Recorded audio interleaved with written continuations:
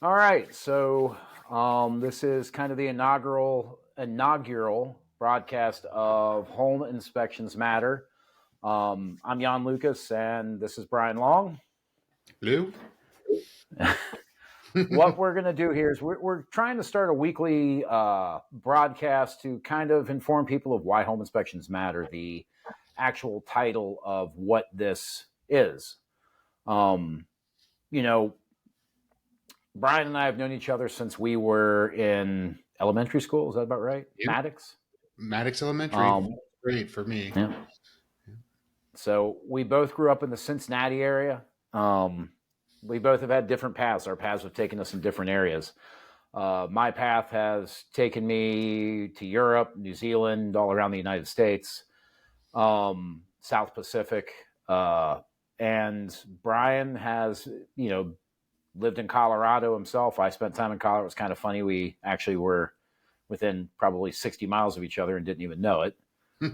Um, and, we found ourselves in this industry that, we both think is very important to home buyers, homes, construction, people doing construction on new construction homes, home buyers, sellers, everything along that lines.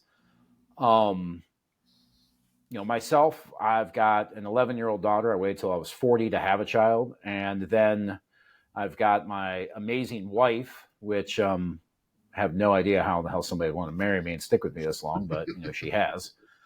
And Brian, what about yourself? So, for me, I don't know why my wife married me, but we've been together now 20 years together. I think 14 married this year. So, we have not had children. We have been a strong advocate of raising dogs. We're dog people for the most part. And, yeah, so, you know, how we, how she puts up with me, I have no idea, but 20 years and we'll still keep going. So, we both have had, similar, but, parallel lives, but a little bit different.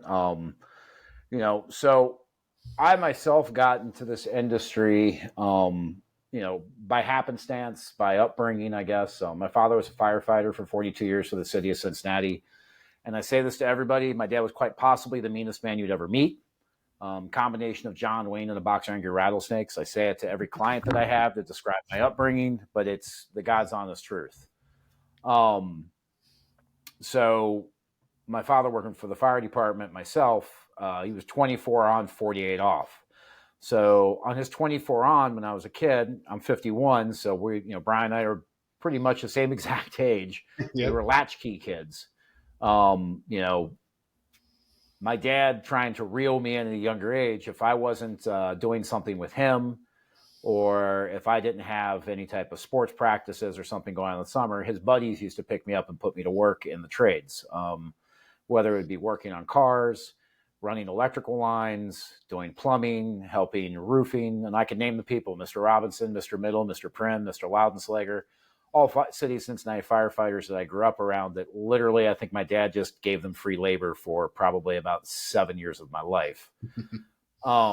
So I grew up around that. And then also a very good friend of mine from traveling around the country, following a big fat guy around in a Volkswagen van, Mr. Kevin McElroy, which probably is what I consider my brother. His father used to gut and remodel a lot of the painted lady homes. You probably know a couple of them, Brian, on Yeah. Tunsclome Avenue and the Sutton House at the top of Sutton and Yep. Wayside. He used to gut those and remodel them, and Kevin and I were his labor. It was our way of making money before we left to go to the next concert we went to. What about yourself, Brian? Well, for me, similar being a latchkey kid, when it got to the high school years, my parents were always working and then there was no supervision. But actually, Jim Murray's father, who we went to school with and played Janitor. football with, yeah, he was a janitor at our school. And what got me out of trouble is they had a kind of a work program through school that got me into working with the maintenance and landscaping department at the Forest Hill School District. So um, it was supervised and unsupervised, but I learned a lot. So, they had me driving tractors, cutting football fields, and really teaching me the things about maintenance, how to fix stuff that I never would have got at home. I didn't have any of that structure at home. My dad wasn't handy, but I started learning, well, hey, I can be poor, but if I learn how to fix something and make it nice, I can make it better. And that is really what kind of got me interested into, oh, I gotta buy a cheap car, I'm gonna fix it, I gotta work because I'll get in trouble. And again, you know, funding concerts and wanting to travel. And I did that on and off for years, working different landscaping jobs and working with my hands, and got out of it as I was going environmental sciences through school and got into land reclamation, and then moved back to Ohio. And everything I was doing in Colorado, it just wasn't done here. The equipment for hydro seeders and the bigger, to do bigger industrial landscaping, was made in Fairfield, Ohio, but the equipment wasn't used here. So I would see Finn equipment and labeled Fairfield, Ohio, and doing hydro seeding in the 90s, and you wouldn't see anybody hydro seeding in Ohio at that time. So um, I got into the bicycle industry for about a decade, and a guy who I had worked with posted a job looking for a maintenance coordinator for a property developer. And I half jokingly put my name in the hat, into the ring for the job. And he's like, I think you would be perfect for it. You have the systems and organizational processes that we want out of somebody. And then we'll keep getting you the education to make you the best maintenance person we can have. So I started operating 300 apartments pretty much, 12 years ago. And it led from project management and doing whatever they needed at the time. So Well, that's a lot more than I did. I also spent a little bit over a decade and a half, longer than that, close to 2 decades in culinary also. So yeah. I am a formally trained chef also.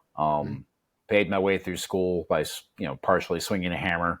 Working out in Colorado when I worked for Vail Ski Resorts. That's an 8-month-a-year job. So the 4 months out of the year, you had to find a job. So it was traditionally in construction.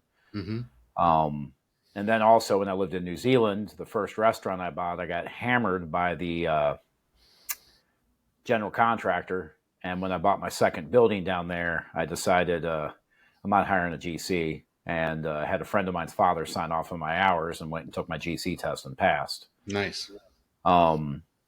So, the building background definitely helps with this job. I mean, you had it where you were at before. I had it growing up. It's what you learn. But then again, I mean, that's kind of today's our generation of kids where you had to learn how to do everything. Change a tire, change the oil, fix a roof, do whatever you could to help the family out. Well, I think the culinary that, we circled a couple restaurants we figured out too the other day that we had worked at In the Wood together. I worked at the Cincinnati and for a little bit. I worked delivering pizzas and worked in La Rosa's, and got a job at the Cincinnati because the chef had worked at the Rosa's before. And he's like, I'm going to have you do dishes, but if you can learn how to chop, I'm going to teach how to do food prep. And then next thing you know, I'm not doing dishes. I'm working in, helping the cooks out. And then next thing you know, I'm doing room service. And I think that's always been kind of I want to be diverse and understand every aspect of whatever it is I'm doing in a job. Like I want to be well-rounded and diverse in that. And then it helps with that customer service, 100%. That's where I was going to say is like one of the things that I learned was, from growing up was literally the years you spend customer facing gives you an appreciation on that side of it. And it actually gives you an appreciation of, one of the things I look at too is in the culinary industry and actually, remodeling homes and stuff like that, the presentation that you finally present, it's kind of like you showing something that you've made, take pride in it, make it, how do I describe it?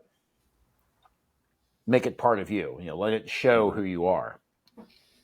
And that goes into, you and I use the same reporting software, things like that. But it goes through to, us using some of the better equipment, doing things a certain way and following a certain method. Yeah. Like when I started in this business, my goal was just to survive, Yeah. to make a living, take that leap of faith and, grow the business. And, fortunately for myself, in the past, close to 7 years now, we've gone from being a one-man operation to being probably one of the largest multi-firm inspection agencies within about 150 miles. And I'm pretty confident with my team and what I do. I mean, Mm-hmm. my goal isn't just to end there. My goal is to, expand and grow. I eventually do want to retire. I'm 51, so Yeah. I enjoy. I mean, I still, I am an active owner. I still go out and I do. Like this week, I've got 2, 4, 6, 10 inspections for myself that Mm-hmm. I'm doing. So, I mean, I look at it like those 10 inspections pay my salary. And I live very modestly. I mean, I don't overpay myself, pay myself the same amount every week. And, honestly, I have one inspector that is, you know, worked his way up and actually makes more money than me every paycheck. And that's kind of what I want because they're the ones that are going to support the business in the long run. Yeah. Agreed. Agreed. Um, And and it's your been side of fun the to watch business, that. Yeah. I mean, well, I just want to give you a compliment because when we first started talking about my choice to go into home inspection, you were just starting to interview your first couple guys that you were considering. Mhm. And to see that, 3 years down the line of what you've done with it has been great. And it's been a lot of hard work because I wouldn't have known you were in the industry. We wouldn't have found each other if it wasn't for your social media presence and putting stuff out there and constantly hustling, being on, TV, those first little interviews you did, and figuring out how to brand homegrown home inspections was a great introduction to the business for me as starting my own business out. So well, I mean, the thing I'm trying to, the thing I always try to focus on for whether it's you or me is the fact of like, um, you know, I always think back to, the house we bought when we lived in Myrtle Beach before we moved. When we bought our first house in Myrtle Beach, we moved down. My wife and I moved down here from Massachusetts 15 years ago. Um, as a home inspector, you can't inspect your own home. It's not really allowed. So we had to hire somebody, and the home inspection was an absolute disaster. I mean, the guy missed so many things; it was ridiculous.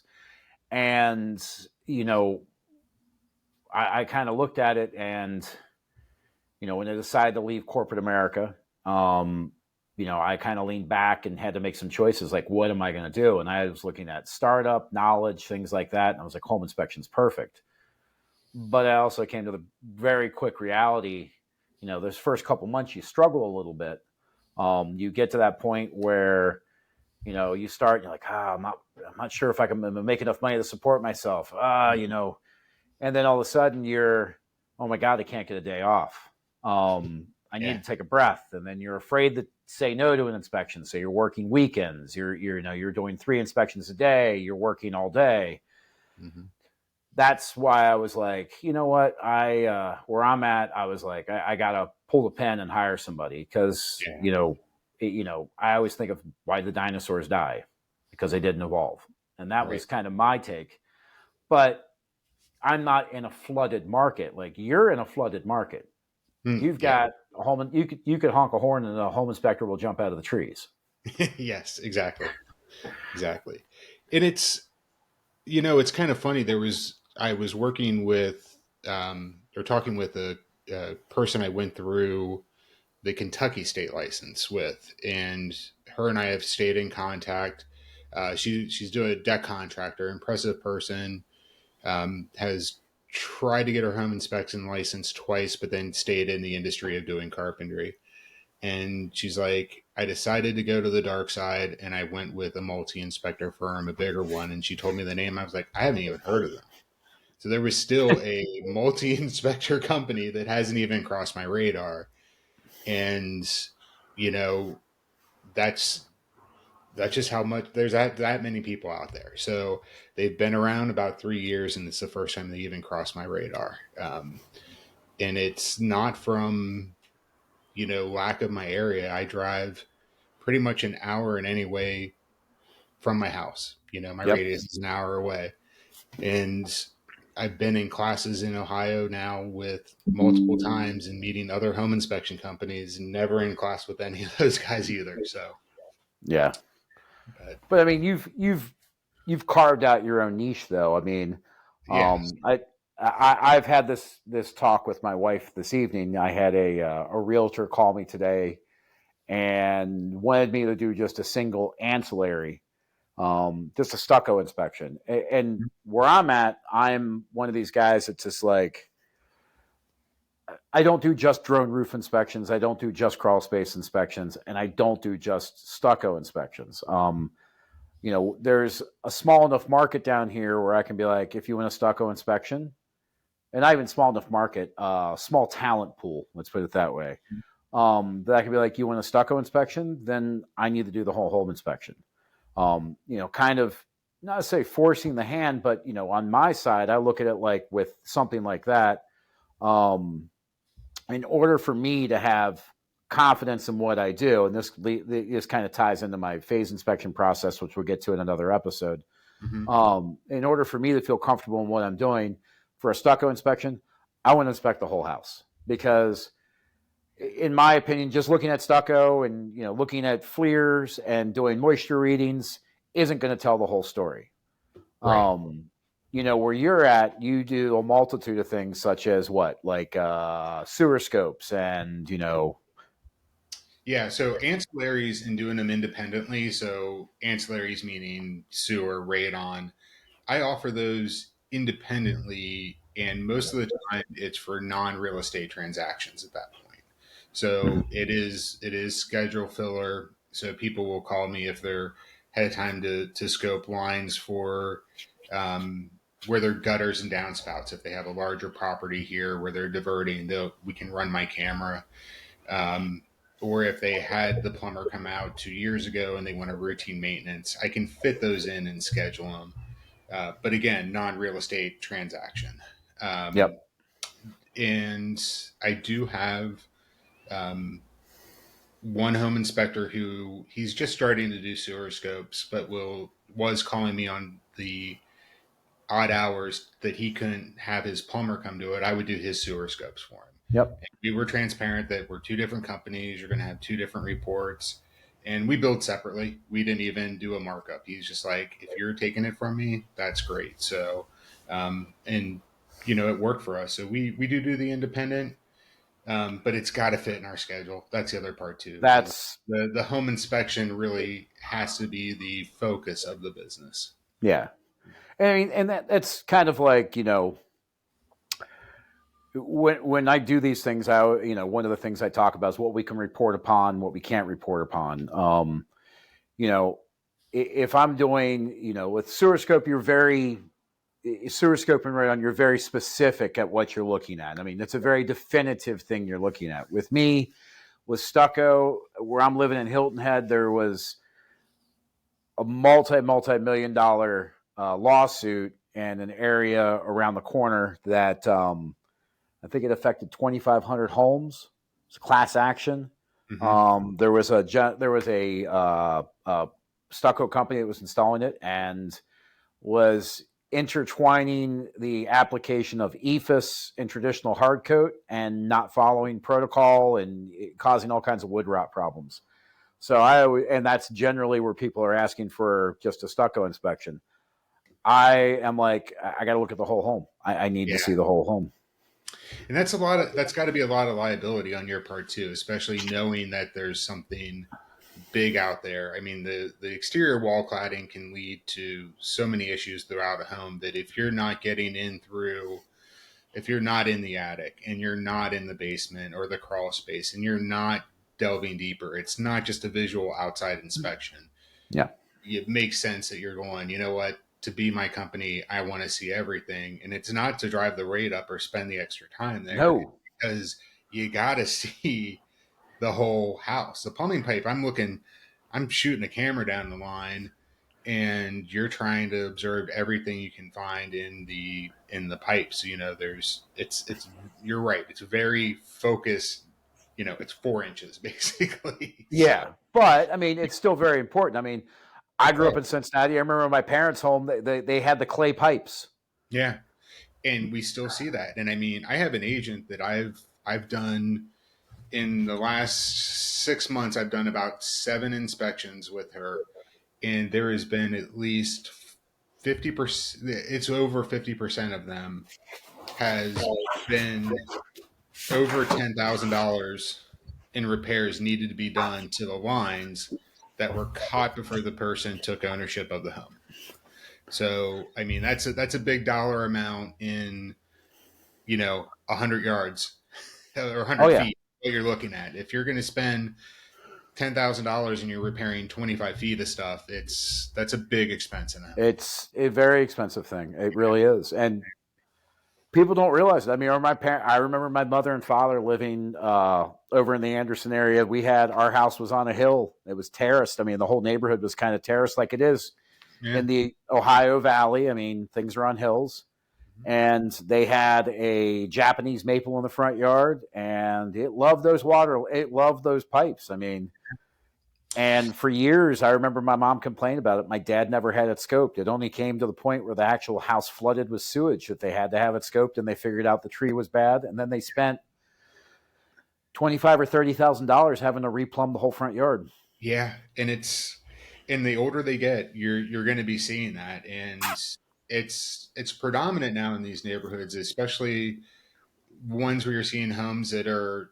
I was in a 1962 home, and I Yep. was this week, and I was looking. We're in the front yard with the client, and we're looking at the clean out that they had added to the exterior. There was two. There was a new one. I'm like, they've done some repair, Yep. probably eliminating the cast iron. And she's like, well, how often do you think it's done? And I was like, just took a scan around the neighborhood, and you could see three brand new cleanouts in the neighborhood just Yeah. from where we were standing. Yep. And I'm like, well, they've all had repairs, and there's a reason. There's a Yeah. reason There's a why. reason why that work's been done already. Yep. So My chair just dropped. Hold on a second. You can no laugh at me. worries. It's just technical difficulties. I meant to lock my chair, not drop my chair. There we go.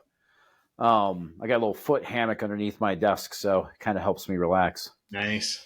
Um, so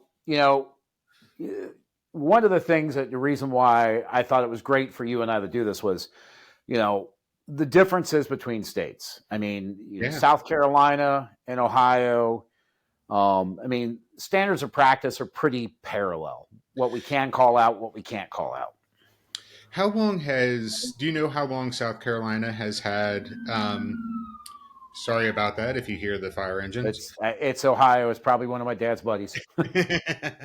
um, how long have they had state licensing requirements in South Carolina? Do you know? South Carolina has been probably about 10 years. Previous to that, there was no license requirements. Yeah. South Carolina also has it so that if you are a licensed residential builder, you can get a home inspector's license, but you have to apply for it. You don't have to take the test, but you have to apply for it.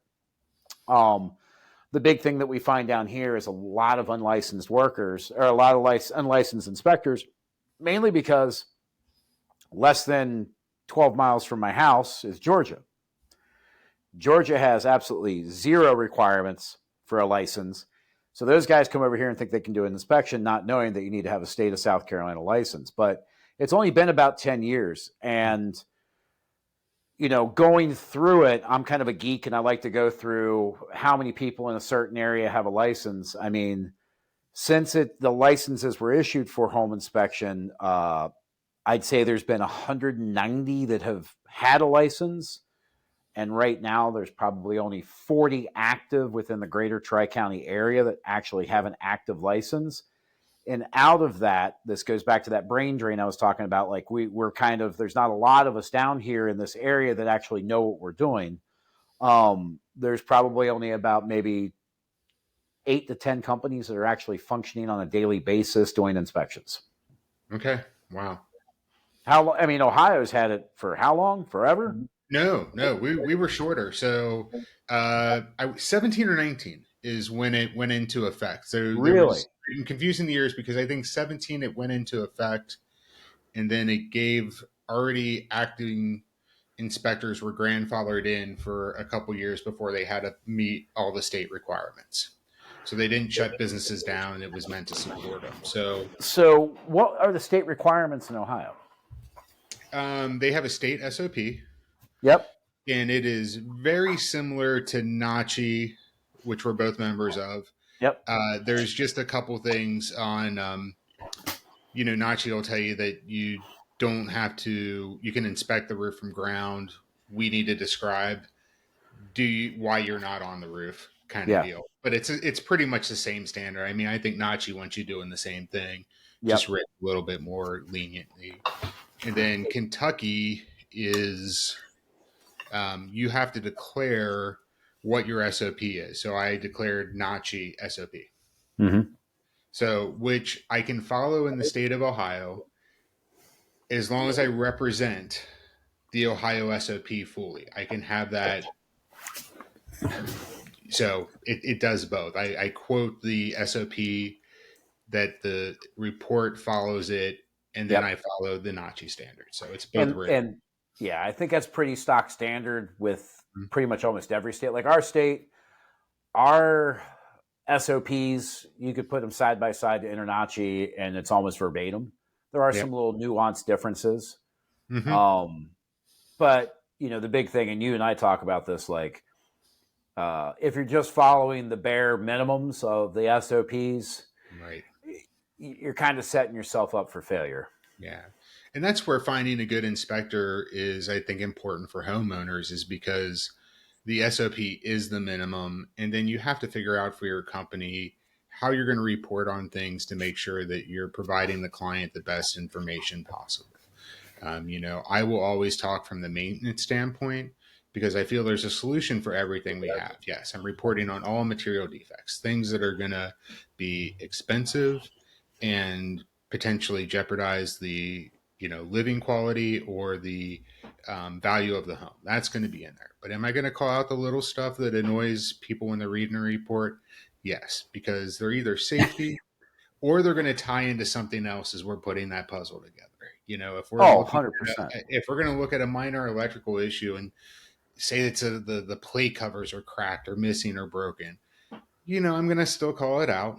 I'm not going to make a big deal about it. Nope. But when I'm also diagnosing the electric, if I don't look at the little, I'm not going to be putting the puzzle together to get to the big stuff of why there's absolutely no grounding at the house. Why there's no ground rod. And so having an SOP for me that I look at everything I did as a maintenance, director, everything I did to have people plan for capital expenses in, multifamily buildings, and how do you assess your risk in any sort of 100,000, 500,000, $1 million transaction. I want somebody to understand financially what they're getting into, and so that's huge for me. And that maintenance part and helping them, I'm not going to tell them how to fix it. I'm not going to repair it themselves, but they need to put a value on what they're looking at. So the SOP minimum, I'm going to try to go as far as I can to understand that if if I had to put a report together for somebody to buy that house and invest in it, they could look at it from just an accounting standpoint, not an emotional standpoint. And I'm going to be objective about it because it's just got to be neutral. Because people ask me if I would buy the house. I'm like, I don't see the detached 3-car garage. I don't see the 12 acres of land. That's So exactly it. it's not the house for me because I have the house that I've decided to take the risk assessment in, and Yep. I liked my home inspector, who did the inspection here at this house, and I knew the developer, and I knew all of his weaknesses, and they've all came true. they Yep. what I learned 7 years ago buying this home, they are absolutely 100% true, Yep. and I was able to, when I think I probably cried a little to you when I had to replace my HVAC the day that Yeah. started the business. I was like, wow, Yep. I'm replacing two zones in a At one home time while one starting a time business. while starting a business. I was like, so there's 20,000 just gone by. See, Well, I mean, it also you goes knew it was back to coming up.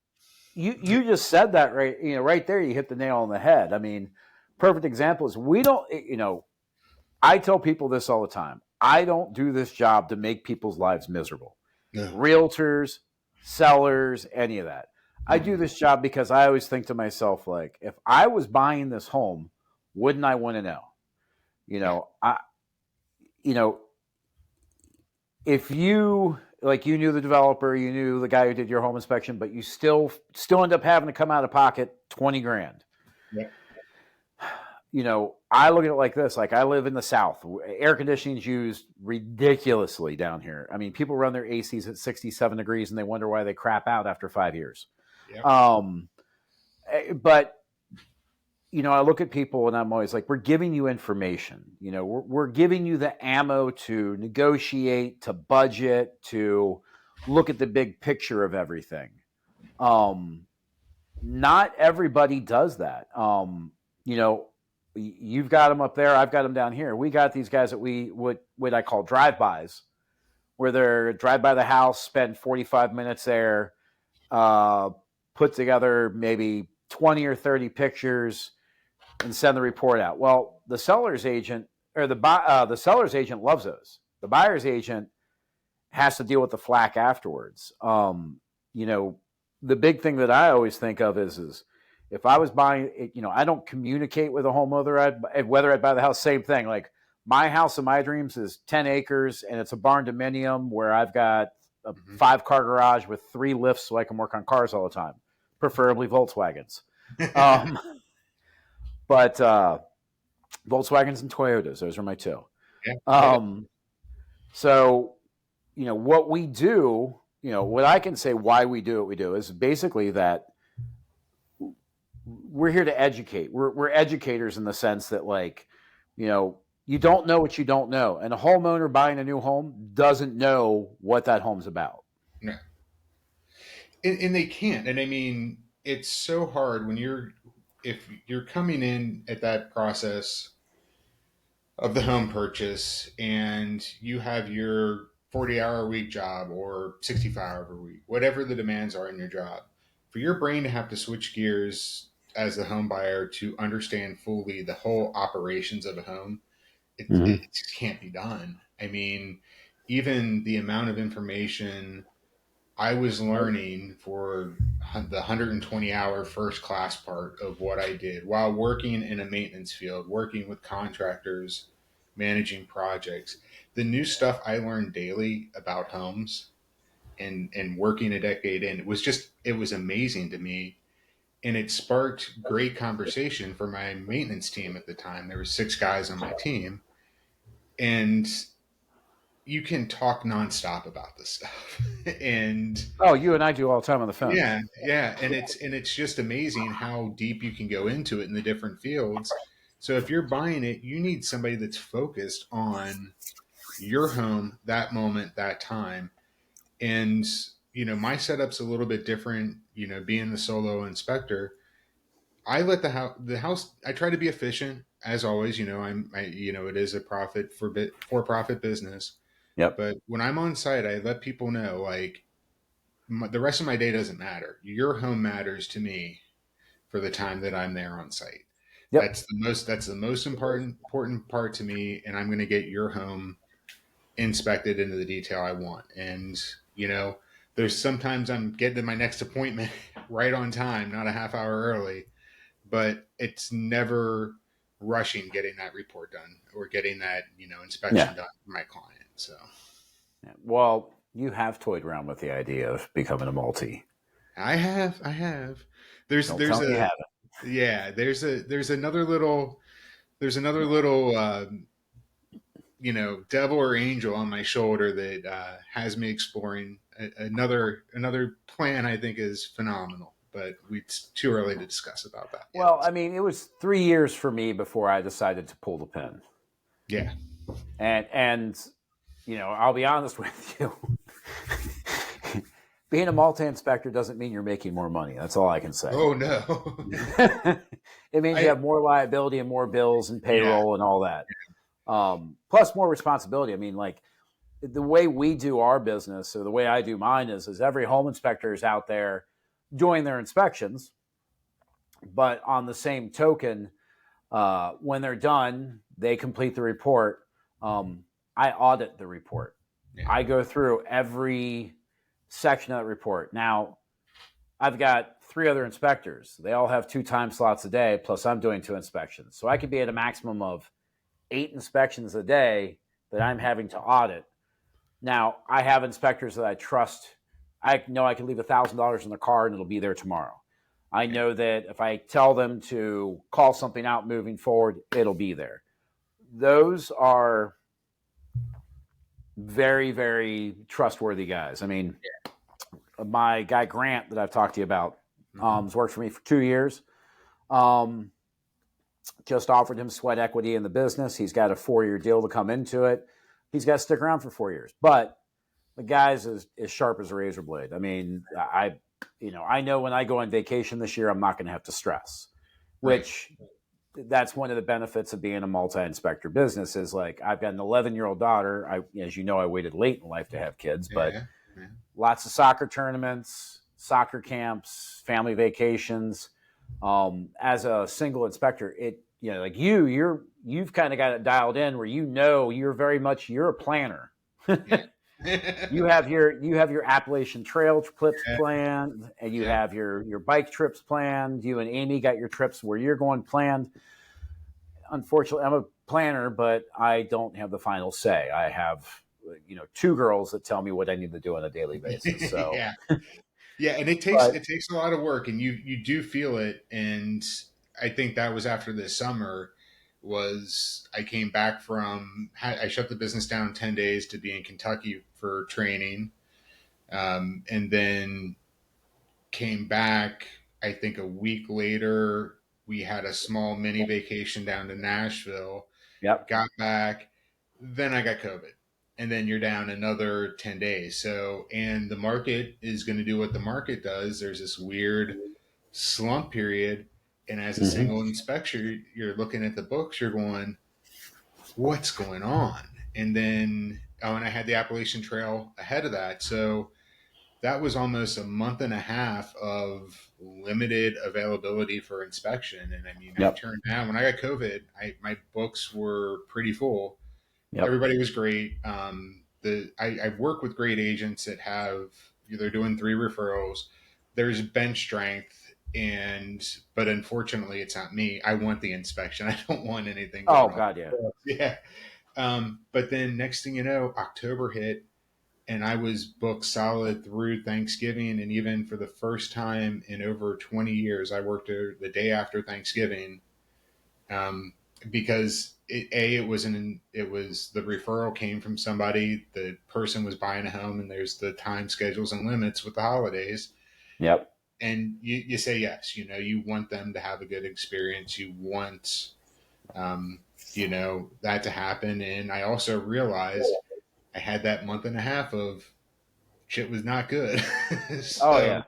And if I had somebody else in the field, it wouldn't be that much pressure. So, your seasonality seems to be, ours is very predictable. As you know, I use Spectora, which is the same software that you use. Now, honestly, I've got nothing but good things to say about Spectora. Every company's got their pros and cons. I find more pros with Spectora than anybody else right now. Agreed. I've tried when I first started, I tried other inspection softwares, but I really did find that Spectora kind of blended really well with what I wanted. There are some functionality issues that they're trying to roll out that I like the old version of Spectora rather than the new ones that we've talked about. Yep. But I can look at the metrics of my Spectora, and literally I could set a clock on when I dip. And that's literally the 3rd week of October. We drop for about 2 weeks. We pick up right before Thanksgiving. Then right after Thanksgiving, we tank through the 2nd week of January. Now, being a multi-inspector company, that's my time to take off. Yeah, I'm gonna take it on the chin and see, as I did in November, December, January. I see my bank account do this. yeah, Because I'm giving all the inspections to my inspectors, because I always believe greater good. Part of being a multi-inspector owner, I've got to make those sacrifices financially so I can keep my other inspectors around for the busy season when we ramp back up. yeah. Like right now, I think this month we're going to do 87 inspections in a month, and that's Nice. not even our peak season yet. Yeah, Um, you know, book solid Monday, Tuesday, Wednesday. Slows off a little tomorrow, and then I've got a couple on Friday, which I need to catch my breath. I mean, yeah, but our seasonality is dip during Christmas, peaks out about September, but we have a couple little valleys there. But September it peaks out, and then we start dropping, then we pick back up, then we drop again. yeah, And I've looked at the metrics, and literally it follows the same trend every year. Now, not the same level. I mean, we're increasing our business, but the trends parallel each other. Um, you know, and for me, it's a good thing. Usually by the end of the summer, I'm burnt out anyways. yes. And it wears on you. That heat just will, when you're in 140-degree attics periodically throughout, the week, that beats you up. I mean, it's not the crawling in there, it's not the physical effort, but that exposure to the elements is just, it tires you after 3 months. It's not the first one you do. It's the eighth, the ninth, the 10th week of doing it. You're like, okay, Exactly. so much. And it's the same thing with the snow. It I ain't got snowed. snow. No There snow for me. was 3 snows this year, and I kid you not, all 3 days I was in Anderson Oh the God. day it snowed. I was like, are you kidding me? What is it? Why is it snowing every time I'm in my hometown? And Anderson didn't become a territory I was hitting often till this year. I think I had done like maybe 2 or 3 going into 2023, and then now it's almost once a month I'm out in Anderson, which is Well, at kind of, least you won't get lost. We know that town like the back of our hands. yeah, exactly. Although it has changed quite a bit when I was out there 2 years ago. Yeah, it has, and I think similar to you, when I left, I did not go back. It I didn't was, look back. it was that, that I had to explore after high school. Anderson gave me a lot of opportunities, and the one thing it told me was run and go see the world. And Well, that's it. I mean, I love everybody we grew up with. I mean, I know you're still friends with a lot of people we grew up with. I mean, I think back on it. I mean, there's probably a group of 30 or 40 of us guys that went through Maddox and, other schools, but middle school all the way through high yeah, school that, for the most part, great group of guys. But I mean, I've seen some stay, I've seen some leave, I've seen some see the world. yeah, I just, when I left, I literally was like, I now figured out why I was a square peg in the round hole. I don't yeah, belong here. yep, And I same, love Ohio. Listen, right here, baby. absolutely, Buckeyes right there. I'm a Buckeyes and Bengals. I mean, I live in Bluffton, Hilton Head. So, they say that they call it Little Ohio, but, it is literally, a part of my blood that I love. And, that area up there is awesome. yeah, But once you're gone, I mean, I was gone for 2 decades. And I came back one time and I went to Adis's. Remember Adis's? oh yeah, yep, Okay, so I went to Adis's one time and I sat down. I forget who the hell I was talking to, but it was literally like, I was like, oh my God, we went to high school. You were a year behind me. You were ahead of me. And yeah, it was. somebody came up to me and they're like, I heard you were dead. I was like, what? And they're like, I heard you were dead. And then another person's like, I heard you were in jail. I heard you enlisted. And, I'm like, no, I was I was in on dead Europe. tour, but I wasn't Yeah. dead. I was like, I was 3 years in Europe. I've been out in Colorado, California, traveling the US. I mean, but it was, I came back, like 5 or 6 years later. And, after that, and everybody still seemed to be doing the same thing, which is great. They're happy. It's just, I could never be happy there. I was just like, I have to get the hell out of here. Yeah.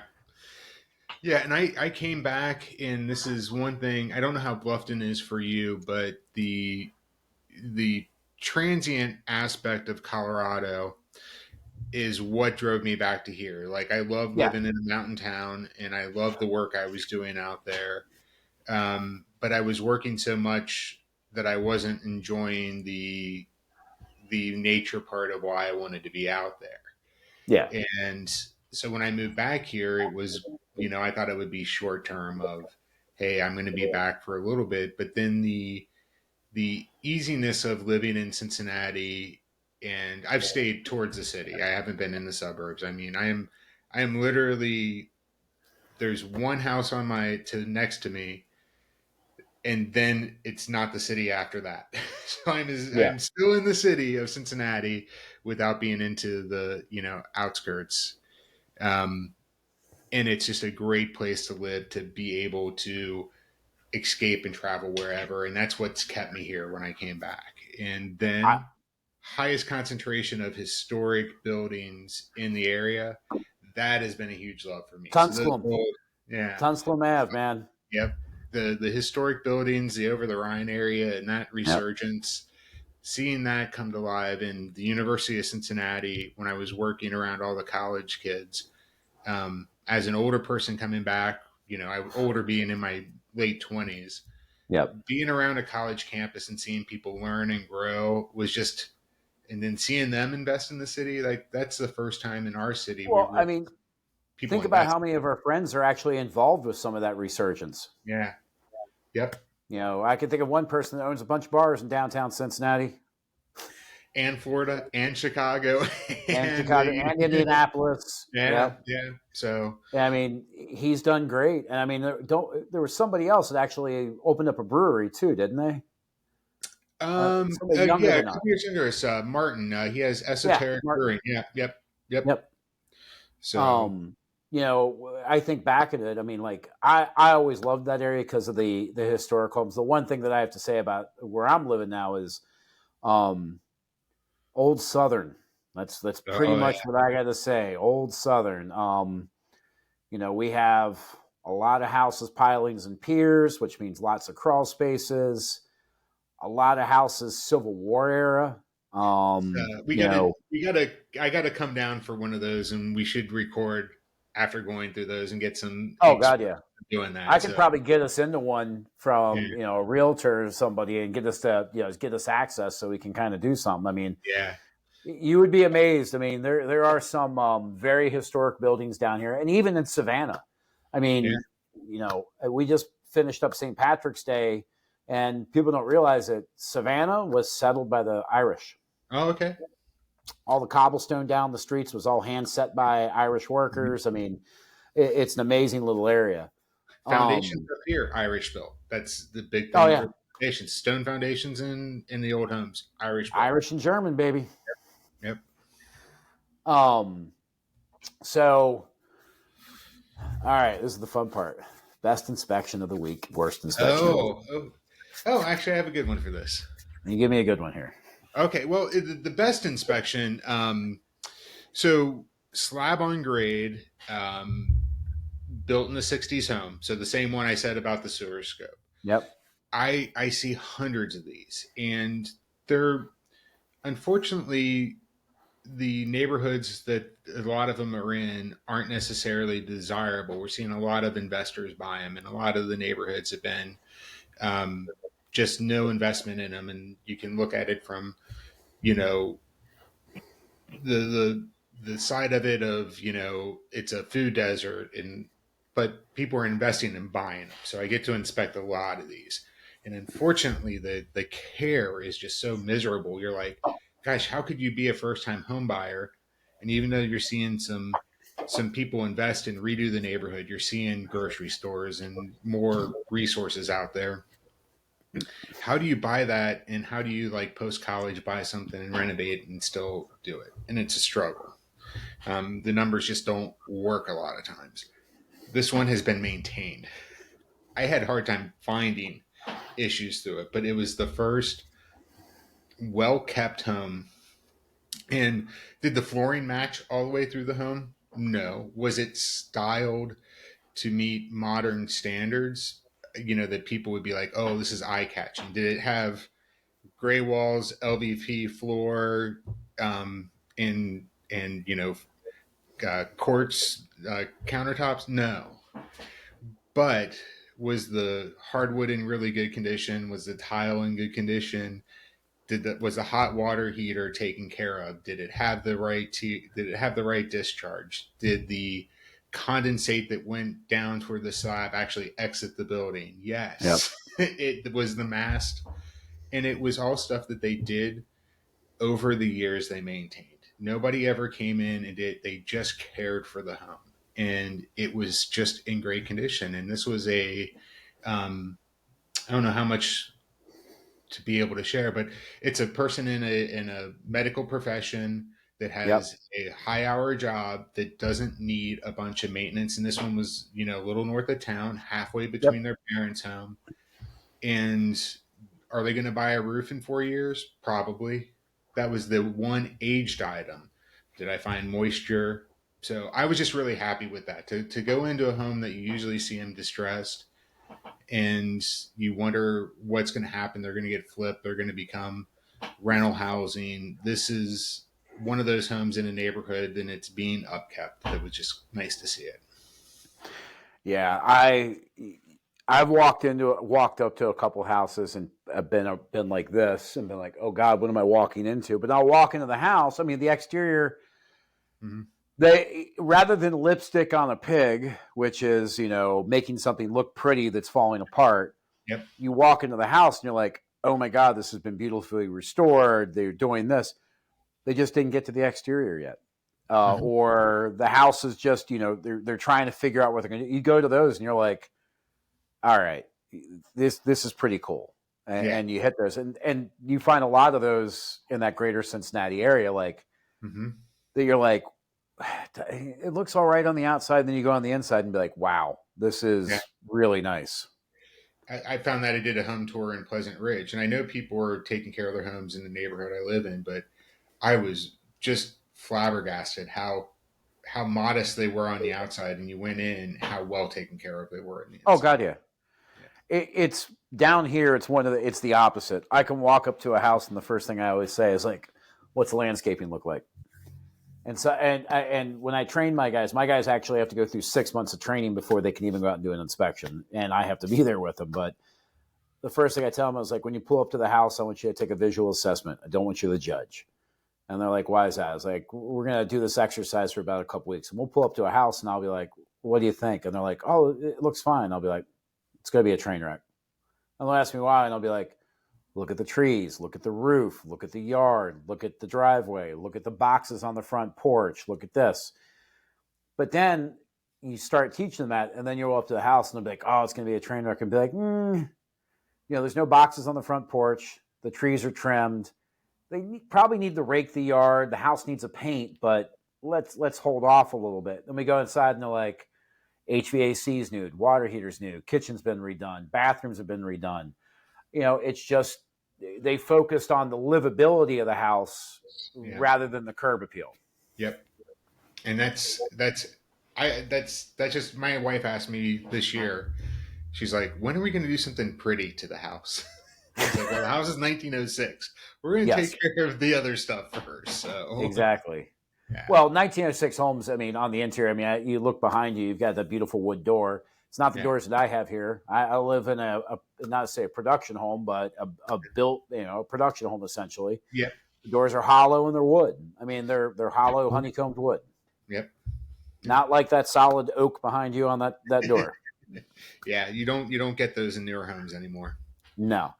I'll go with worst since you're best. Okay. And I'll give you I've talked to you about my worst one already last week. Rolled into a house. Second time I've inspected it in 15 months.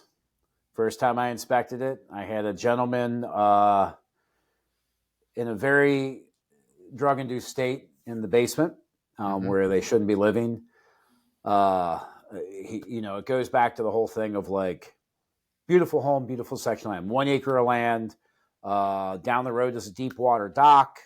No HOA, which is really big down here. If you don't have an HOA, you're really hitting a home run because the HOAs down here really hammer you. Okay.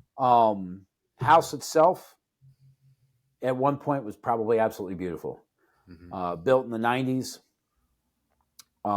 but it has essentially turned into a drug house, is the best way I can describe it.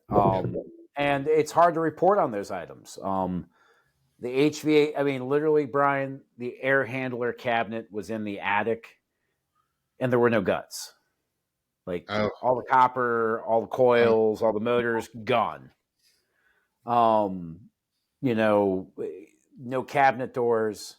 The septic, it was on septic. You could smell the septic in the house.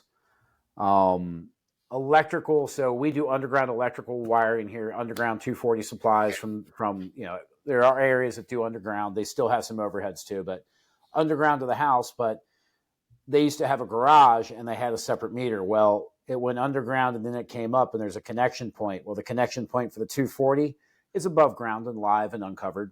And then it ducks back down underground and goes to the house, and no panel cover. The grounding wires off. The dead front cover's laying on the ground. They've got wires wired into it, going underground, not in conduit, just wire in the ground, dirt, going out to an outside outlet to, I think it was an irrigation well, a shallow well. Just really, really scary. And, on those reports, it's hard for me to write. There's so much wrong with the house. Where do you start? When we do inspections, I tell everybody, square footage dictates time for us. I tell everybody 3,500 square feet or less, I'm always booking 4 hours for, because it's not the size of the home that dictates the time frame. It's the amount of defects, the amount of effort you have to put in the report. And I found that at 3,500 feet, with an average of, if it's a bad house, 30 to 35, like moderate to serious defects, it's going to take me all that, 4 hours. I was there for 6. But it's why we do it. I mean, this is the second home I inspected for this client. It's the second time he's inspecting this home in 15 months. So I'm batting 2 for 2. And it's the second time the client's walked away from it. And both times the client has called me and thanked me because they're doing a construction loan. The construction loans, you buy the house, you have to have the work done within 6 months. There's with this loan for this client. With this house, this is a strip to the studs. This is a 12 to 18 month remodel from top to bottom. Metal roof needs to be ripped off and replaced. Drywall needs to be ripped off. There's that assessment. You are saving them tens of thousands of dollars, no matter what you charge them to do that. And it's why we do it. I mean, it really is. I mean, I love the houses I go in down here on Hilton Head Island that are the 6,000, 7,000 square foot, $12 million homes that are absolutely beautiful, that have 2 kitchens, 6 bedrooms, a swimming pool, which I see those. I've inspected them and they're absolutely amazing. I'm like, the house is 2 years old and it's worth, the starting jackpot on the Powerball. And I'm like, I'll do the inspection. And honestly, I still find things wrong. Absolutely. I mean, you're going to find things wrong. And a good builder is actually going to wrap their arms around it. My thing is I tend to lean very heavily towards recognizing those people and, understanding that, I've got great realtors I deal with, just like you. I have a stable of realtors, and I'm sure you do too, of about, 8 to 10 of them that consistently give me business. For homeowners out here buying and for home inspectors watching this, the thing I could say is, lean on those relationships. As a home buyer, I have one person that's bought 4 homes down here during COVID, and she bought one to live in, one for her mother-in-law, I think, then one for a daughter, and then one for an investment. Now, they all weren't homes. One was an apartment, one was a townhome, and then 2 were homes. But she used the same realtor throughout it. That realtor knew that she used me on 2 of them and just kept on using me. And I built a relationship from that. And then once you start building a relationship with that, you start working with the groups and you start growing from it. Um, the number one person I could probably, I just want to give a little shout out to is, Angela Huser, previously with the Pierce Group, and the Pierce Group is absolutely an amazing group. But Angela Huser from Anchor Homes Group down here in Bluffton, she just spun off, started her own company. She's been on her own for about 3 or 4 months. I've already done 4 transactions with her. Now, that may not sound like a lot to, somebody's buying a home or a home inspector, but when you leave a realty group to start your own group, and they left amicably, everything was good there, but when you leave one group to start another group, it's very hard to gain traction that quick. And that just shows that, she's done some real hustle. And there's a lot to be said for that. Yeah. And, for me, giving a shout out, there's my producers. What I like about all my agents is I really have confidence that the agents that refer me are good advocates for the buyer, my client. My client is the Yep. buyer, and I love that I have the trust that the realtors are the great advocates. But my big shout out is to the Drasnick group. So Bill Drasnick and I, he was one of the first people I called when I was starting the business, and he showed up for a coffee meeting to just tell me he had a presentation ready to tell me what he liked about his inspectors, what he expected to see, what he didn't like, and then also why he thought I would be a good inspector for him to work with.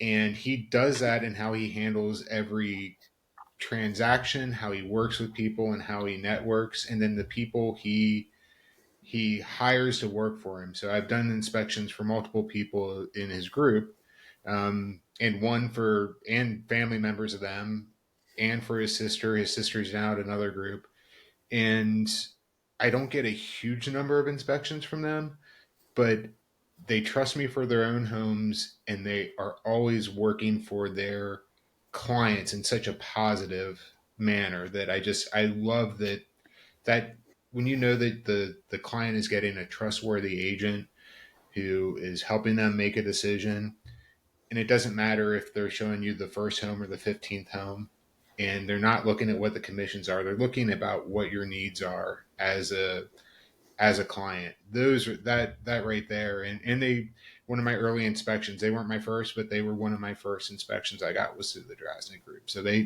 took a chance on me, and it's been a great relationship with them. So Yeah. I mean, it's one of those things like, so I've had other inspectors ask me, new people to the industry down here. Some of them haven't made it, but I've had some of the people ask me like, well, how'd you, make the relationships, or, what'd you do to get them on board? And there are some unscrupulous tactics that happen in the industry.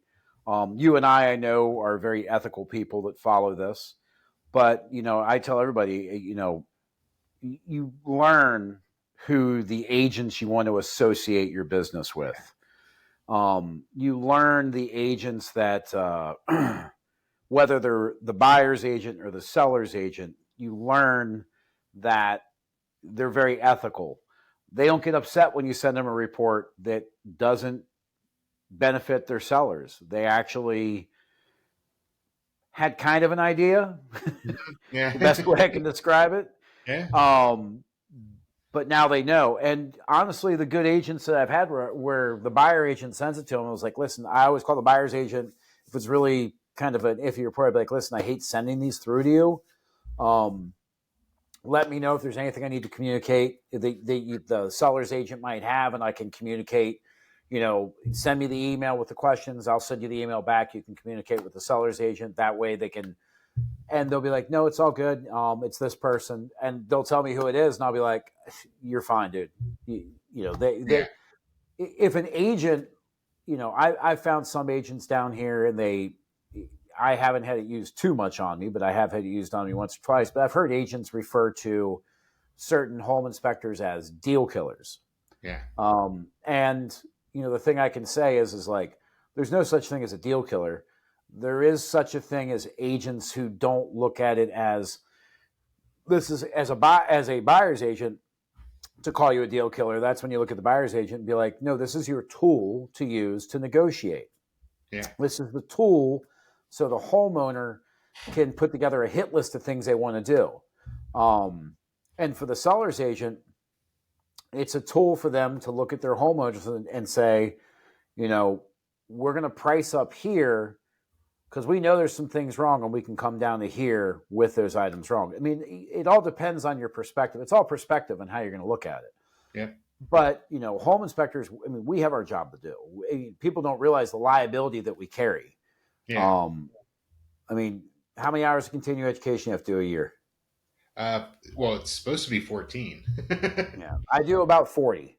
Yeah. I do a minimum of 40. I mean, I think you're going to the inspectors conference in October. I'm going to go to the inspectors conference in October. I think if we can squeeze it out.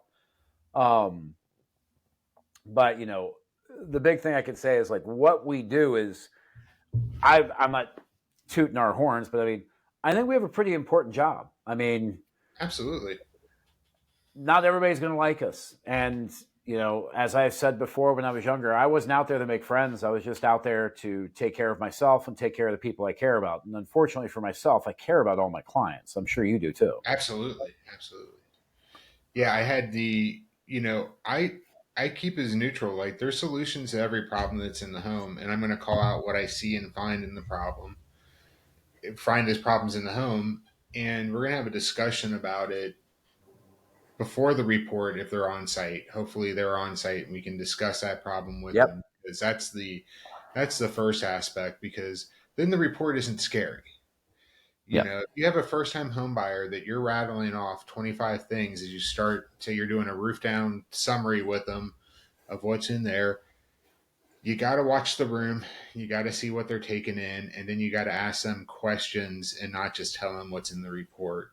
Yep. And either get them talking. And, I had a guy look at me. He's like, so far, everything you said doesn't scare me.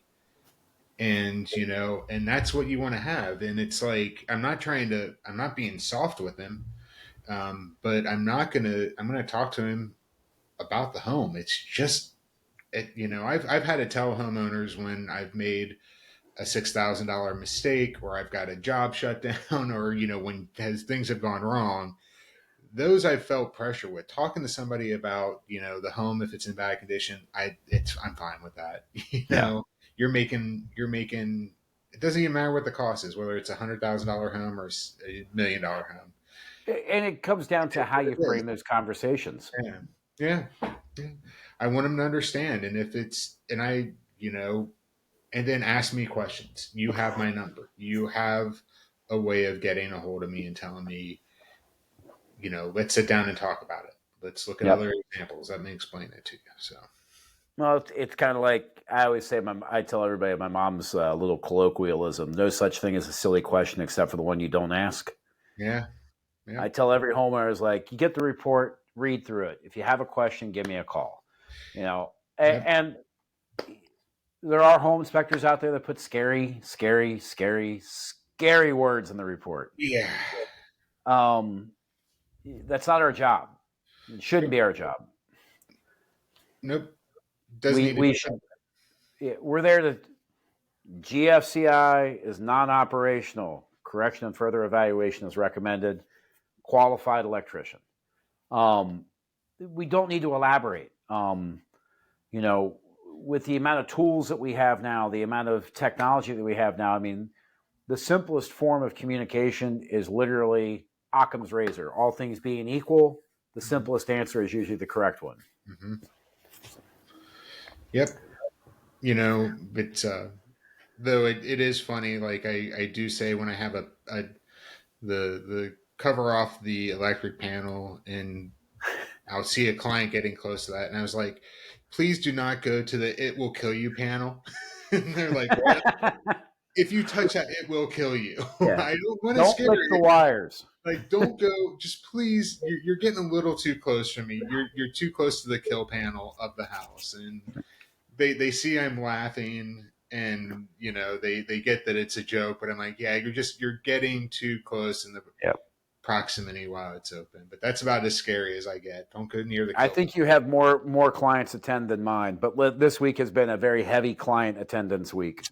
Almost all of them. Agents, it varies. I have agents who have never come to an inspection. I have agents that come for the whole inspection. Yep. It really varies on that aspect. So I'm open to whatever. I tell clients, and this is the common thing, give me 2 solid hours with the home so I can just focus. And then, because you're going to get bored if you're with me 4 hours, you are going to get so bored where I'm Oh having yeah. fun working. It's inspection day. I'm having a blast. Inspection day I is have people ask me all the time, and they're just like, what about this? I'll be like, honestly, like right now is not. I'll be like getting ready to go into like a crawl space, or I use a crawl bot. I'm like, yeah. oh, it's the coolest thing in the world. How's that work? And I'll be like, listen, there's a screen I have to pay attention to here. Uh-huh. And I was like, this thing gets stuck very easily.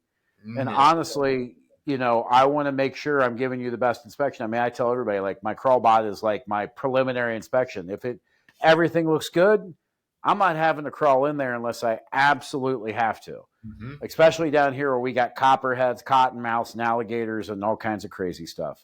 Yeah. But I'll look at people and be like, listen, I'm just doing my job. You can talk to me at the end, but when I'm doing my job, just put my blinders on and focus. Yep. I mean, I love having them there. They're, most of my clients are great people, but I'd rather take that time and focus. And I explained to them, I'd rather focus on your house than our conversation. Yep. And people get it. Most, there's occasionally I'll get the guy hanging behind me, but most of the time they're hanging behind me. They get it, and they're paying me to be there. They're not paying to become my friend or my buddy. I mean, we build great relationships because, I like the fact that this year alone, I've probably done a dozen. Well, not this year, but let's say the last 12 months. We'll do a calendar year. I've done at least 15 inspections within 7 miles of my house. So, I mean, I'm literally awesome. inspecting my neighbors' homes, and I love that. I mean, I have no qualms in, having my clients be that close to me. It's like, I'm starting to have a lot of overlap of, oh, you inspected my daughter's home. Oh, you inspected my sister's home. Oh, and now I'm starting to run in with friends of mine like, you inspected so-and-so's home. It's a friend of mine. Why are you giving him a hard time about this? And I'm like, I'm just doing my job, man. yeah. Yeah. Go ahead. No, go ahead. I was leaning forward. Oh, I was just, Amy and I were walking the dogs the other night, and we were cutting down through this little neighborhood, and guy's walking his dog, and we're both looking at each other, and we're kind of doing this. I'm like, man, I looks familiar. And I was like, I inspected your home, didn't I? He's like, yes. He was like, when were you going to remember this? Yeah. Well, it took us both. He's like, you were still wearing a workflow home shirt. He's like, it was easy for me to recognize you. And I was like, yeah, you looked familiar, but I just couldn't place the location. Listen, Brian, I think we've done a great job here. The thing I can tell everybody is like, listen, this is our first episode. You guys get the chance to know us, know what we do. It's going to be a little bit more in depth moving forward. This is for homeowners. This is for other inspectors. This is literally used as an educational tool for everybody out there. This isn't directed to any one segment of society. We're relatively new at this. Excuse the rawness of this first one. We'll probably clean it up. I have somebody that's going to help produce a little bit in the future. We're going to talk about a variety of topics moving forward. We're going to talk about how we do certain inspections, houses that we inspect, our challenges in the upcoming weeks, everything along that lines. Also, feel free to visit us at our websites, which will be listed down below in the video. It'll have Brian's workflow website on there, which is a great way to reach Brian. Also, his scheduling is online. My scheduling, my email, and my website will also be below. Scheduling's online for me. Feel free to ask questions. There is no such thing as a silly question except for the one you don't ask. This is, kind of an introduction to Home Inspections Matter. They truly do matter. They matter for the buyer, the seller, everybody involved in the deal. Big thing I say is, be safe, be sure to get a home inspection. That's one of the most important things you can do. You're spending, now $500,000 on a home. Cost of a home inspection, is, average cost of a home inspection, 2,000 square feet, can be between $450 and $600. And that's literally average base home inspection. No ancillaries, nothing like that. That's literally where your rate sits. There are people that are less expensive. There are people that are more expensive. We'll get into that in other episodes. We'll explain, different views of that and different modes of operating a home inspection business. And thank you for your time. What about you, Brian? No, you summed it up well. If you have questions, I always like to say, ask why, WHI. So just go ahead and ask a question. Happy to chat with you about it, and we'll go from there. All right, folks. Have a great evening, and thank you for your time. Thank you.